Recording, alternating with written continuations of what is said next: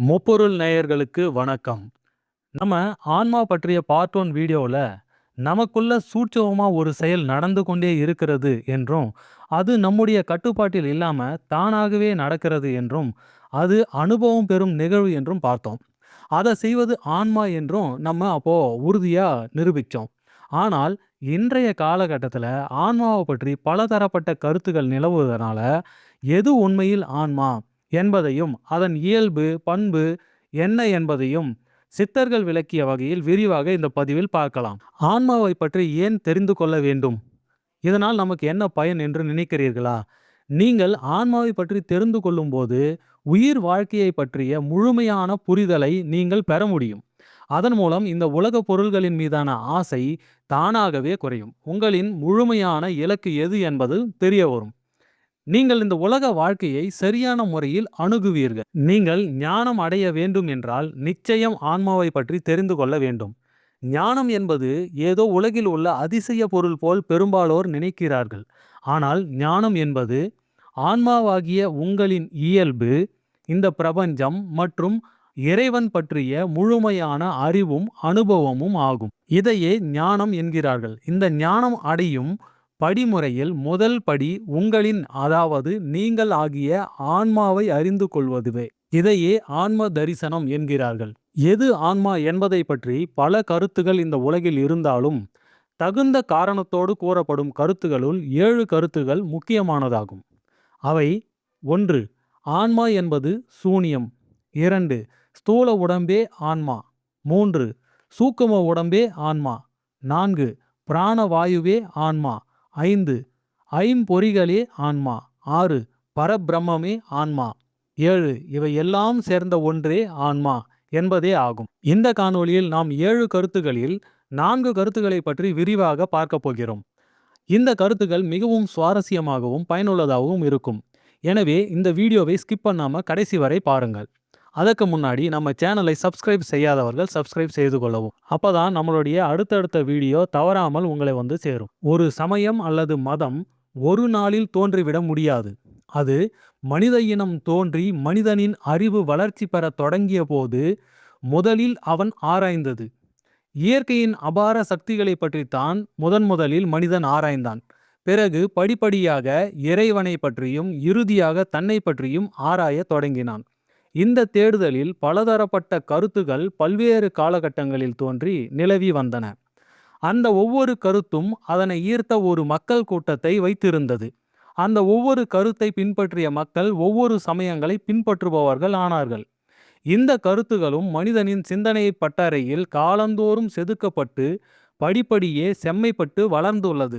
இந்த வகையில் நம் தமிழ் முன்னோர்களே முழுமையான எந்த ஒரு சந்தேகத்திற்கும் இடமில்லாத வகையில் சமய கொள்கைகளை கண்டறிந்தார்கள். இவ்வாறு நமது தமிழ் முன்னோர்கள் கண்டறிந்து விட்டு சென்ற முடிவான கருத்துக்களையே நாம் இந்த காணொளியில் பார்க்க போகிறோம். இந்த கருத்துக்களை நாம் எவ்வாறு விளக்கப் போகிறோம் என்றால், முதலில் பிற சமயவாதிகள் கருத்தை பார்த்து அதில் உள்ள குறை என்ன என்று நம்முடைய சைவ முன்னோர்கள் கூறிய கருத்துக்களை கூறுவது போல் விளக்கப் போகிறோம். முதலில் ஆன்மா என்ற ஒன்றே இல்லை என்று உறுதியாக ஒரு சாரர் மறுத்து வந்தார்கள். அவர்களுக்கு பெயர் சூன்ய ஆன்மவாதிகள். இந்த காலத்தில் கடவுள் இல்லை என்று சொல்லும் நாத்திகர்கள் போல் பழங்காலத்தில் இந்த சூன்ய ஆன்மவாதிகள். ஆன்மா என்ற ஒன்று கிடையாது, காணப்படும் இந்த உடல்களை தவிர அதனுள் ஆன்மா என்பது கிடையாது, அவ்வாறு கூறப்படுவது வெறும் சூன்யம்தான் என்பதை நிலைநாட்ட பெரும் முயற்சி செய்தார்கள் இந்த சூன்ய ஆன்மவாதிகள். ஆனால் அந்த காலகட்டத்தில் தோன்றிய நமது சைவ சமய பெரியோர்கள் இவர்களுடன் வாதில் வென்று ஆன்மா உள்ளது என்பதை தக்க சான்றுகளுடன் நிரூபித்தார்கள். ஆன்மா இருப்பதை நிலைநாட்டினார்கள். இந்த சூன்ய ஆன்மவாதிகள் எப்படி ஆன்மா என்பது கிடையாது என்று கூறுகிறார்கள் என்றால், இந்த உடலில் காணப்படும் கை அல்லது கால் சேதமடைந்தாலோ அல்லது துண்டிக்கப்பட்டாலோ கூட ஒருவரால் வாழ முடிகிறது. எனவே அந்த கையிலோ அல்லது காலிலோ உயிர் அல்லது ஆன்மா என்ற ஒன்று கிடையாது. அது மட்டுமல்லாமல் கண், காது போன்ற உறுப்புகள் கூட சேதமடைந்தாலோ அல்லது உடலிலிருந்து நீக்கப்பட்டாலோ கூட ஒருவரால் வாழ முடிகிறது. எனவே அந்த உறுப்புகளில் கூட ஆன்மா என்ற ஒன்று கிடையாது.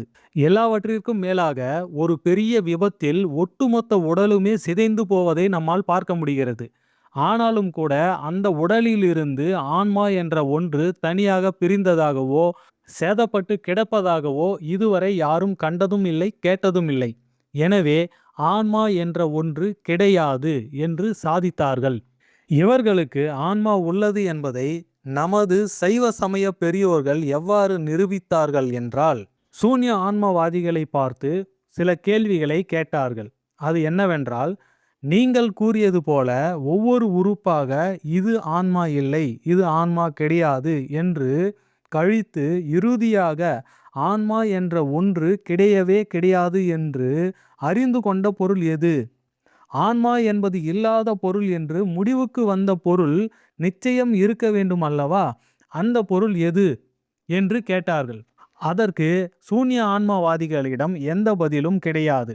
எனவே ஆன்மா என்ற பொருள் இல்லை என்று முடிவுக்கு வந்த ஒரு பொருள் இருக்க வேண்டும் அல்லவா? அதுவே ஆன்மா என்று நிச்சயித்தார்கள் சைவ சமய பெரியோர்கள்.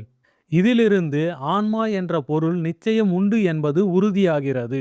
அடுத்ததாக தேக ஆன்மாவாதிகள் என்று ஒரு சாரர் இருந்தார்கள்.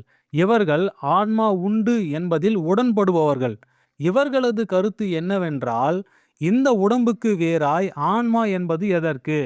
இந்த உடம்பு தானே எல்லாவற்றையும் உணர்கிறது. இதுதானே விடயங்களை அறியும் ஆற்றல் பெற்றது. எது அறிகிறதோ அதுதானே ஆன்மாவாக இருக்க முடியும். இந்த உடம்பு தானே அறிகிறது. எனவே இந்த உடம்பே ஆன்மா என்று கூறுவார்கள். இவர்களுக்கு சைவ சமய முன்னோர்கள் அளித்த விளக்கம் என்னவென்றால், இந்த உடம்புதான் எல்லாவற்றையும் அறிகிறது. இந்த உடம்பே ஆன்மா என்றால், இந்த உடம்பு சவமாக கிடக்கும்போது, அதிலும் எந்த ஒரு உறுப்பும் சேதமடையாமல் பிணமாக கிடக்கும்போது எல்லாவற்றையும் அறிகிறதா? ஏன் அறிய முடியவில்லை என்று கேட்கிறார்கள். அதற்கு தேக ஆன்மாவாதிகள் கூறுகிறார்கள், பிணமாக கிடக்கும்போது உடலில் பிராணவாயு இல்லை, அதனால் அறிய முடியவில்லை. உடலில் பிராணவாயு இருந்தால் இந்த உடல் அறிதலை செய்யும் என்று பதில் சொல்கிறார்கள். அதற்கு நமது சைவ சமய பெரியோர்கள் என்ன சொன்னார்கள் என்றால், பிராணவாயுவின் இயக்கம் இருந்தாலே உடல் அறியும் என்றால் நன்கு தூங்கும் நிலையை எடுத்துக்கொள்வோம். அப்போது பிராணவாயுவின் இயக்கம் இருக்கிறதே, பின் ஏன் உறக்கத்தின் போது உடல் அறிவதில்லை? தூங்கும்போது நம்மை சுற்றி என்ன நடக்கிறது என்று கூட தெரிவதில்லையே, ஏன்?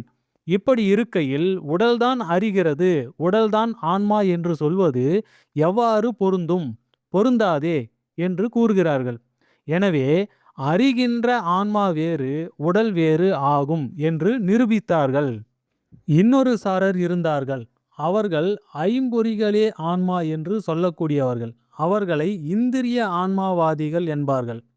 இவர்களது கருத்து என்னவென்றால், இந்த ஐம்பொறிகள்தான் அறியும். எனவே இந்த ஐம்பொறிகளே ஆன்மா.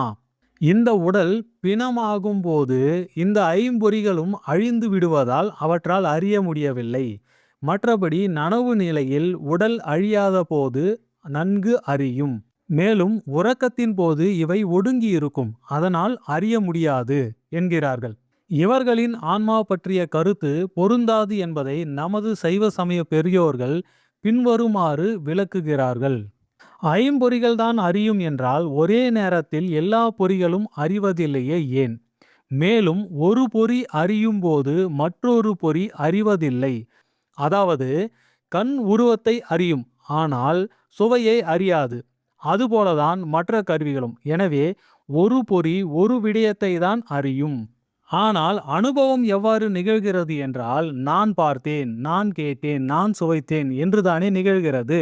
உதாரணமாக, ஒருவன் கடைவீதி வழியாக செல்கிறான்.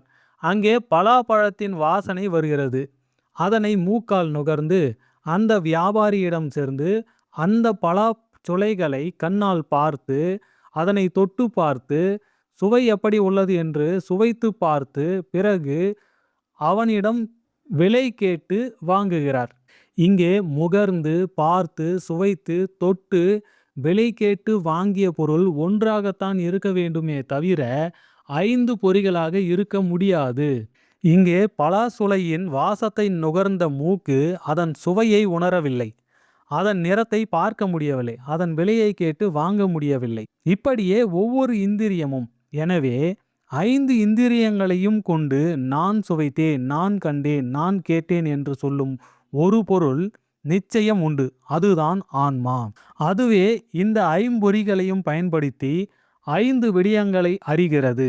மாறாக ஐம்பொறிகள் அறிவது இல்லை. கண் பார்க்கிறது என்றால் ஆன்மா செலுத்தி கண் பார்க்கிறது. அதுபோலவே மற்ற பொறிகளும். அவை தாமாகவே செயல்பட முடியாது. எனவே இந்த ஐம்பொறிகளின் வேறாய் ஆன்மா என்ற ஒன்று நிச்சயம் உள்ளது என்று சைவ சமய பெரியோர்கள் நிறுவினார்கள். இந்த பதிவிலேயே மிகவும் முக்கியமானதும் சுவாரஸ்யமானதுமான பகுதி இதுதான். இப்போது நாம் பார்க்க போவது பிராணவாயுவே ஆன்மா என்று ஒரு சாரர் சொல்லி வந்தார்கள். இன்றளவும் கூட நம்மில் பெரும்பாலோர் பிராணவாயுதான் உயிர், அதுதான் ஆன்மா என்று உறுதியாக நம்புகிறோம். அவ்வளவு நம்பகத்தன்மை வாய்ந்த மற்றும் நம்மால் எளிதில் புரிந்து கொள்ளக்கூடிய ஒரு கருத்துதான் இது. இந்த கருத்தை பிரமாணமாக கொண்டவர்கள் பிராண ஆன்மாவாதிகள் என்று அழைக்கப்படுபவர்கள் ஆவார்கள். இவர்களின் கருத்து என்னவென்றால் பிராணவாயுவே ஆன்மா. ஏனென்றால் ஒருவர் உயிரோடு இருக்கிறாரா இல்லையா என்பது பிராணவாயுவின் இயக்கத்தை வைத்தே உறுதி செய்யப்படுகிறது. அப்படி இருக்கையில் பிராணவாயுதானே ஆன்மாவாக இருக்க முடியும். ஏனென்றால் ஒருவர் உயிரோடு இருக்கும்போது அவரில் பிராணவாயுவின் இயக்கம் இருக்கிறது. அப்போதுதான் அவர் எல்லாவற்றையும் அறிகிறார், அனுபவிக்கிறார். பிராணவாயுவின் இயக்கம் நின்றுவிட்டது என்றால் அவர் இறந்து விட்டார் என்கிறார்கள். அப்போது அவரால் எதையும் உணர முடிவதில்லை. மேலும் ஐம்பொறிகளும் செயலற்று போய்விடுகின்றன, அழிந்து விடுகின்றன. எனவே இந்த உடலையும் ஐம்பொறிகளையும் இயக்கி அதன் மூலம் எல்லாவற்றையும் அறிந்து அனுபவித்தது இந்த பிராணவாயுவாகத்தானே இருக்க வேண்டும். எனவே சந்தேகத்திற்கு இடமில்லாமல் பிராணவாயுவே ஆன்மா என்பது இந்த பிராண ஆன்மாவாதிகளின் உறுதியான கருத்தாகும். இவர்களிடம் நமது தமிழ் சமய பெரியோர்கள் ஒரு கேள்வியை எழுப்புகிறார்கள்.